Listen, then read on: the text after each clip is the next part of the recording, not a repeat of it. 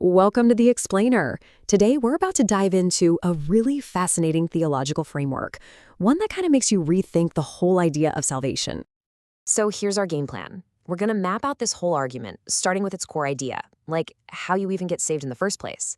Then we'll follow that thread all the way to some pretty huge implications. We're talking about divine authority, saving other people, and even the power of your own words. All right, let's jump right in. The source material kicks things off by asking a really big question. What does it actually take to be saved? And the answer it gives? Well, it's surprisingly simple. The whole argument really hangs on this one question. Can you get saved just by giving someone a cup of cold water? I mean, that sounds way too easy, right? But stick with me, because this question gets right to the core of what this text is trying to say about just how accessible grace might be.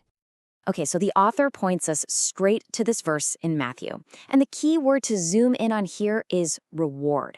The source text connects the dots, arguing that this reward you get for a simple act of kindness isn't just a pat on the back. It's eternal life itself, salvation. And this is where it gets really interesting. The focus shifts from what you believe to what you receive. The source uses Simon the Pharisee as a prime example. This guy didn't even think Jesus was a prophet, but he was forgiven anyway. Why? Simply because he welcomed Jesus into his home. The idea is that just the act of hospitality, of receiving God's messengers, can open a direct path to grace.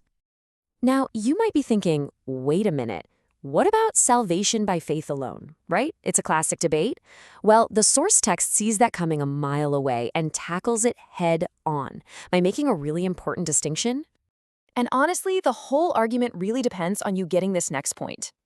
It's the idea that not all works are the same. This framework splits them into two totally different categories, and that little change reframes the entire debate. First up, you've got works of the law. Think of these as the big commandments, thou shalt not steal, that kind of thing. According to this text, following these rules is just about avoiding bad stuff. It keeps you out of trouble, but it doesn't actually justify you or earn you any special favor with God. And then you have good works. Now these are different. These are the proactive things, acts of mercy, compassion, charity. Remember that cup of cold water? That's a good work. The source argues these are the actions that show your faith is real. They actually complete it. And it backs this up with the Epistle of James, which basically says faith without these good deeds is, well, it's dead.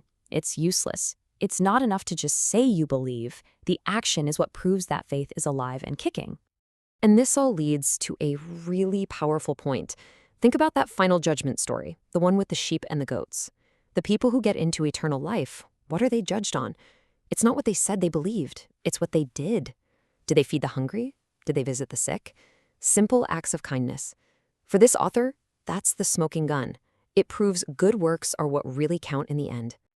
Okay, so if these acts of mercy are the key to salvation, what does that imply for the person doing them, for the believer? Well, the argument pivots here, building from this idea of salvation to a pretty bold claim about the believer's own divine authority. The source really zooms in on one word in this verse, men, plural. The interpretation here is huge. It's that the power Jesus had, specifically the power to forgive sins, wasn't just for him. It was actually transferred to his followers. And we're not talking about some vague spiritual feeling here. According to the source, this power is super specific and incredibly broad. We're talking about the actual authority to forgive sins, or not, to heal the sick and even raise the dead, to make decisions on earth that get backed up in heaven. In this view, believers basically become agents of divine power on earth. So, once you accept this idea of transferred authority, the author uses it to explain the biblical basis for some specific church doctrines. For instance, that power to forgive sins, that's presented as the foundation for things like indulgences. That power to bind and loose, that's the justification for the authority of church councils. See how it all connects? All right, if you thought that was big, buckle up, because this is where the idea really explodes. The author takes this personal authority and stretches it even further, arguing that a believer's faith can actually save other people. And the go-to example for this idea of, let's call it faith by proxy, is that incredible story of the paralyzed man. Remember? His friends were so desperate to get him to Jesus, they literally ripped a hole in a roof to lower him down. And here is the absolute key to the whole thing. The verse says when Jesus saw their faith, not his faith, but the faith of his friends. The source argues the healing and forgiveness happened because of the active, undeniable faith of the guys on the roof, not necessarily the guy on the mat. And this isn't just a one-off story. This principle gets applied everywhere. A parent's faith can help save their kid. A leader's faith can cover their whole household. And the logic even extends beyond death, arguing that a believer's prayers and actions can help pave the way to salvation for those who have already died. So you gotta ask, what's the mechanism here? What's the engine that makes all this possible? How can one person's faith have such a massive impact on the world and on other people? Well, the author lands on a final, powerful conclusion. It's all about the creative power of your words. Now, when the Bible talks about telling a mountain to throw itself into the sea, this text says to take that literally. The argument isn't that you need a mountain-sized amount of faith. Nope. Even faith as tiny as a mustard seed is enough.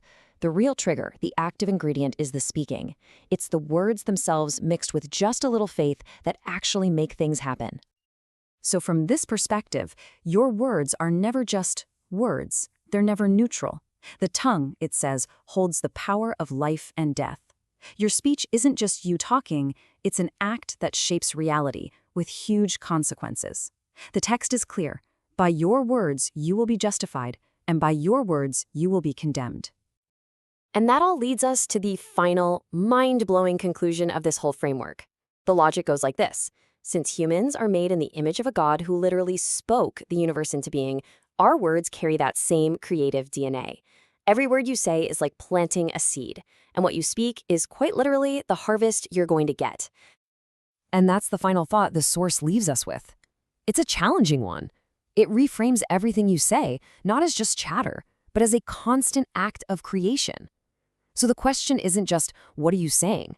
The question is, if your words are building a world, what kind of world are you speaking into existence?